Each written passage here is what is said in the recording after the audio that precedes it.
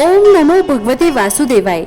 श्री आषाढ़ महात्म कथा 12वां अध्याय। सूत जी बोले, हे शौनकादिक ऋषियों, पिछले अध्याय में आपने सुना कि धर्मपुरी में जलदान का महान उत्सव प्रारंभ हुआ। राजा धर्मवीर ने पूरे राज्य में प्याऊ बनवाई। धनपाल ने अपनी संपत्ति से यात्रियों की सेवा की और भगवान श्री हरि ने स्वयं एक वृद्ध तीर्थयात्री के रूप में प्रकट होकर जलदान के महत्व का संदेश दिया। अब धर्मपुरी में अन्नदान, गो सेवा, तुलसी सेवा और जलदान चारों धर्म कार्य निरंतर चल रहे थे।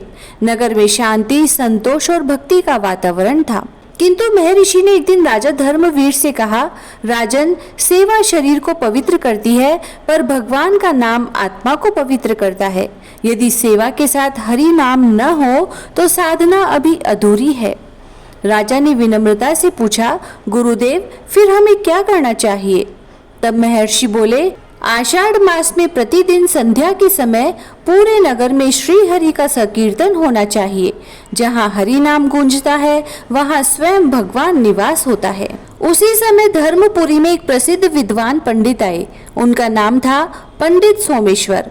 उन्होंने अनेक शास्त्रों का अध्ययन किया था। दूर दूर तक लोग उनके ज्ञान की प्रशंसा करते थे। राजा धर्मवीर ने उनका आदर पूर्वक स्वागत किया। सभा में पंडित सोमेश्वर ने बड़े प्रभावशाली ढंग से वेद, उपनिषद और धर्म शास्त्रों का वर्णन किया। सभी लोग उनके ज्ञान से प्रभावित हुए, किंतु महर्षि ने देखा कि उनके मुख पर ज्ञान था, पर हृदय में विनम्रता और भक्ति का अभाव था। संध्या समय मंदिर में ओम नमो भगवते वासुदेवाय का संकीर्तन प्रारंभ हुआ।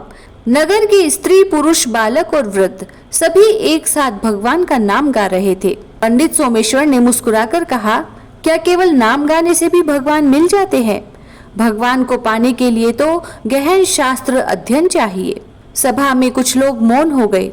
तभी महर्षि मुस्कुराए और बोले, पंडितवर, ज्ञान दीपक है, पर भक्ति उसका प्रकाश है। दीपक हो और प्रकाश न हो तो उसका क्या लाभ? धनपाल आगे बढ़ा और उसने हाथ जोड़कर कहा, गुरुदेव, मैं पहले धन के अभिमान में डूबा हुआ था। मुझे न शास्त्रों का ज्ञान था न भक्ति का, पर जिस दिन मैंने भगवान का नाम लेना प्रारंभ किया उसी दिन मेरे जीवन का अंधकार दूर होने लगा। संपूर्ण सभा शांत होकर उसकी बात सुन रही थी। उसी समय मंदिर का एक छोटा बालक जो प्रतिदिन संकीर्तन में आता था, आंखें बंद करके पूरे प्रेम से जप करने लगा। ओम नमो भगवते वासुदेवाय, ओम नमो भगवते वासुदेवाय, ओम नमो भगवते वासुदेवाय, ओम नमो भगवते वासुदेवाय। उसकी मधुर आवाज पूरे मंदिर में गूंज उठी। अचानक मंदिर की घंटियां बिना किसी स्पर्श के धीरे धीरे बजने लगी। सभी दीपक की लो एक साथ ऊंची उठ गई। पूरा वातावरण दिव्य सुगंध से भर गया। यह देख सभी लोग विस्मित रह गए। तब महर्षि ने शांत स्वर में कहा, देखिए पंडितवर, यह किसी चमत्कार का प्रदर्शन नहीं बल्कि निष्कपट भक्ति की शक्ति है।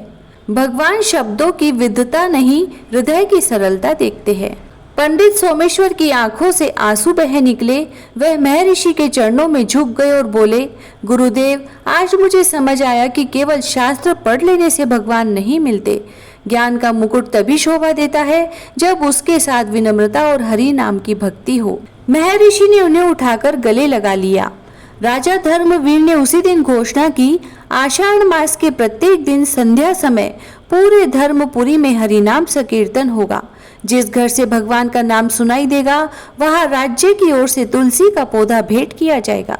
कुछ ही दिनों में पूरा नगर भक्ति के मधुर स्वर से गूंजने लगा और यात्रियों ने कहना प्रारंभ कर दिया, धर्मपुरी केवल धर्म का नगर नहीं, यह तो हरि नाम का नगर बन गया है।